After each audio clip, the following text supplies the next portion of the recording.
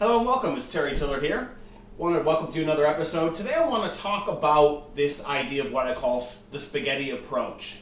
This applies to all health problems, but of course I see it most in cancer. We're talking about a life and death situation, and most people take what I call the spaghetti approach. AKA they just throw a bunch of things at the wall and hope something sticks.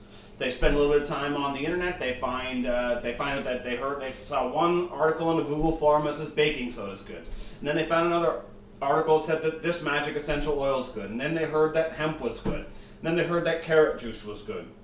And people find all these mishmash of things, some of which can work together, some of which negate each other, some of which can kill cancer cells too fast and therefore the person.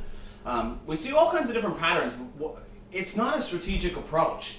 And almost always, when I look at the list, even people who come to me from other cancer centers, who come to me from having worked with other naturopaths, it's a who's list of shit they heard somewhere might be good against cancer. It's a compilation of a whole bunch of things that kill existing cancer cells, but almost nothing in there that heals the body, that deals with the root causes of why the cancer got there in the first place.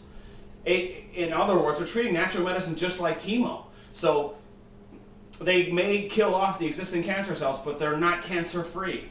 This is very, very, very different, and of course pales in comparison statistically to a strategic, comprehensive approach.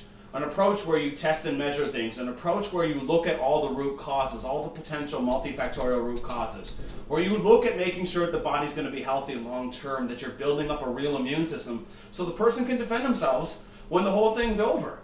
Okay, but this doesn't apply just to cancer, this applies to everything. Now, this is what expert guidance can do for you. It can provide you strategy.